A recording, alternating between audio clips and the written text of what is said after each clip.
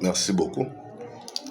Je lis, il y a une écriture que j'ai toujours lue. J'aimerais qu'on puisse la partager telle que nous sommes là. Même chez vous à la maison, vous pouvez les lire. Qu'on partage cette écriture ensemble. Je suis dans 1 Corinthiens chapitre 14. L'écriture dit, car Dieu n'est pas un Dieu de désordre, mais de paix.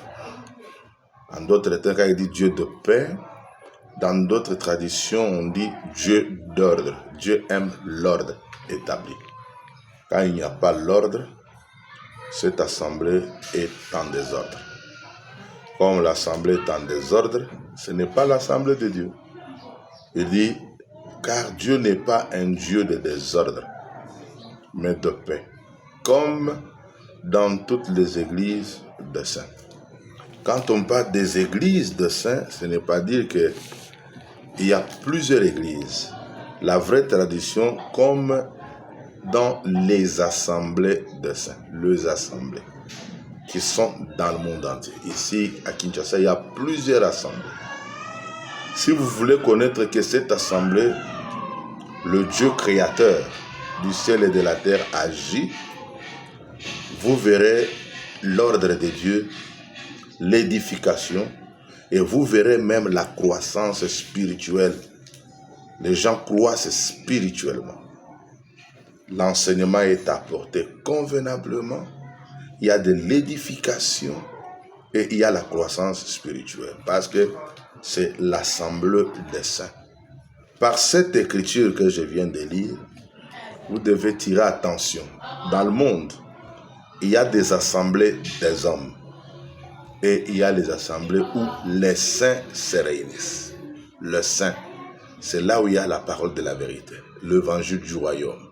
Là où on leur présente tout le plan, les desseins de Dieu. Là où on leur présente toutes les promesses faites dans leur temps. C'est ça l'assemblée des saints. Partout vous trouverez qu'il n'y a pas l'ordre établi. Il y a les désordres. Tout ce qui se passe là-bas, c'est du zèle amer. C'est comme Jacques.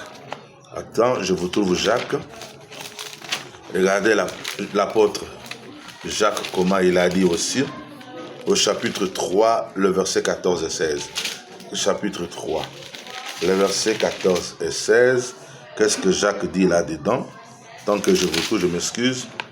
Il dit, lequel d'entre vous est sage et intelligent, qu'il montre ses œuvres par une bonne conduite, avec la douceur et la sagesse. Mais, si vous avez dans votre cœur un zèle amer et un esprit de dispute, ne vous glorifiez pas et n'aimant pas contre la vérité.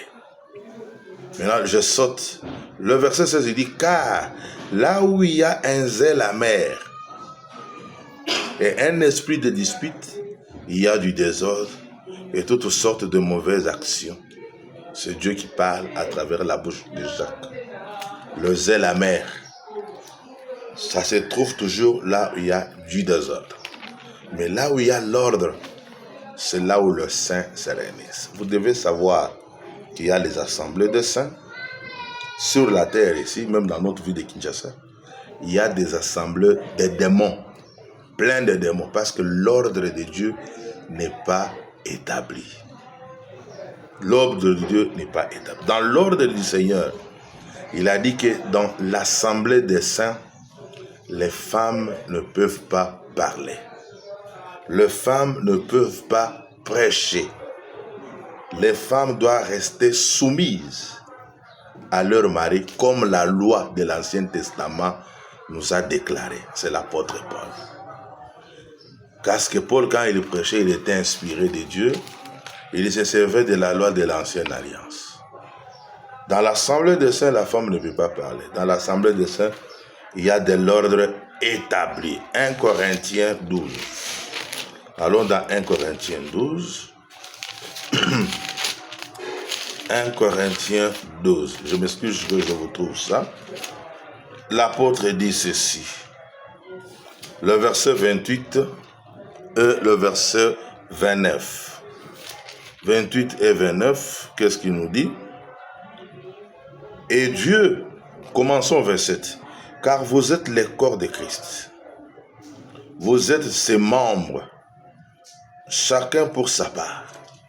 Et Dieu a établi dans l'Église, premièrement, les apôtres. Deuxièmement, des prophètes. Troisièmement, des docteurs. Et ensuite, ceux qui ont des dons de miracles, puis ceux qui ont des dons de guérison, de secourir, de gouverner, de parler de diverses langues. C'est ça l'ordre établi de Dieu. Je vous avais dit tout à l'heure que quand Dieu donne un ministère, c'est pour le monde entier, pas pour une assemblée, pour le monde entier. Parce qu'ils ont comme travail d'édifier le saint, qu'ils croissent en connaissance de la parole, pour qu'ils parviennent à arriver à l'unité de la foi, et ensuite qu'ils parviennent à arriver à la stature de l'homme parfait qui est Christ lui-même. C'est ça le rôle qu'il avait donné le cinq ministères. Dans le monde entier, on n'a pas dit dans une assemblée locale. Non, dans le monde entier. Maintenant, quand vous êtes dans l'assemblée locale, si on veut reconnaître que cette assemblée-là, Dieu agit, c'est quand l'ordre de Dieu est respecté. Quand l'ordre est respecté. S'il n'y a pas l'ordre divin, c'est l'église du diable. Si en dehors de l'ordre de la parole, le principe de la parole, s'ils ne sont pas respectés, c'est le diable. Parce qu'on a vu beaucoup de choses dans ce monde.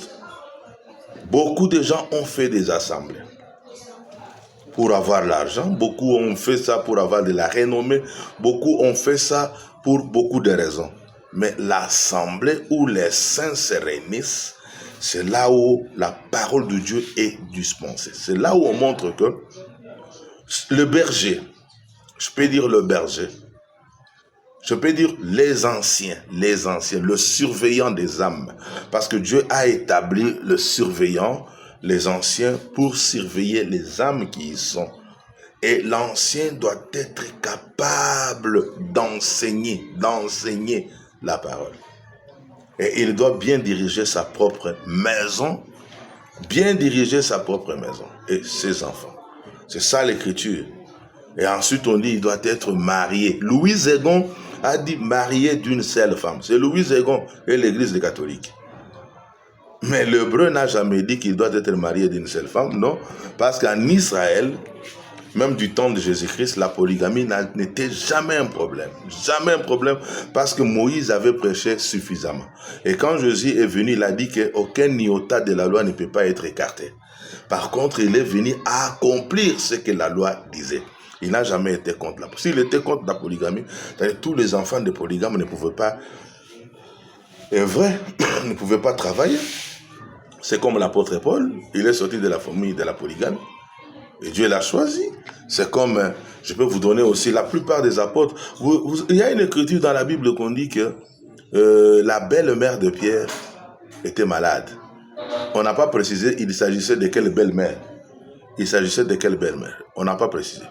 Parce que la belle-mère dont il est question, on ne sait pas si c'est de la première femme ou de la deuxième femme. Mais ce que nous savons, c'est Paul qui a dit. Paul, il dit que j'ai le droit comme Képhas, comme Pierre.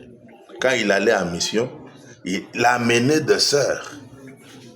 Qu'il épousait comme des femmes. Vous savez, Pierre était polygame. C'est ce que beaucoup de gens ne connaissaient pas. Pierre, l'apôtre, l'ancien de Jérusalem, de l'église qui a commencé le jour de la Pentecôte à Jérusalem, il était comme ça. Parce que chez eux, ce n'était pas un problème. La loi de Moïse disait, montrait plus clairement. Même Dieu créateur, il a deux femmes. Il a l'Israël premièrement, et il a nous, le peuple des nations. C'est ainsi qu'il avait le roi comme David. David n'était pas seulement roi, mais David était aussi sacrificateur. David était aussi prophète, parce qu'il est entré dans la tente d'assignation, il a mangé avec toute sa suite le pain des propositions qui était gardé pour le sacrificateur. Mais lui, il en a mangé avec ses siens, mais il n'était pas mort. C'est pour vous dire, il était sacrificateur. C'est pour vous dire, il était prophète David. C'est Pierre qui l'annonce dans sa première prédication et la deuxième prédication dans les Actes des Apôtres. Lisez, vous verrez ça. Mais David en avait plusieurs femmes. Il était le type de Jésus-Christ. Comme son fils Salomon, il était le type de Jésus-Christ dans les milléniums. Précisément, il a montré noir sur blanc. L'ancien doit être marié.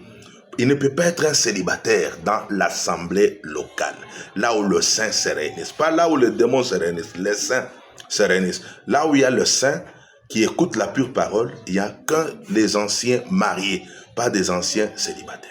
Un célibataire ne peut pas. Même, il ne peut pas être un fornicateur. J'ai dit ça. Il ne peut pas être un impudique. Non. Il ne peut pas être un adultérin. Non, parce que ce sont deux mots différents. L'adultère, c'est prendre la femme d'autrui ou la fiancée d'autrui. Un fornicateur, c'est quelqu'un qui prend les femmes sans pour autant les épouser. C'est ça, le fornicateur. La prostituée, c'est une femme. C'est-à-dire qu'elle prend les hommes sans être mariée. C'est ça le terme de la Bible. Et l'impudique, c'est celui qui fait des relations contre nature. Il prend ses sœurs, il prend ses propres enfants, il prend les gens de la famille. Celui-là, non. Même il fait des relations avec des animaux. Même un praticien qui fait des histoires comme un homosexuel. Ce sont ces gens-là qu'on les appelle les impudiques.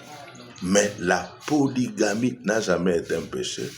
C'est un mariage. Parce qu'il y a deux formes de mariage. Il y a la monogamie et il y a la polygamie. Ce que Dieu a refusé dans la Bible, c'est la polyandrie. Une femme comme Ève était. Parce que Ève avait le serpent et il avait aussi Adam. Dieu a changé ça. Il a dit que toi, la femme, tu seras subalterne. Il a élevé l'homme. Il a dit l'homme peut avoir. Mais la femme ne peut pas. Et je viens encore sur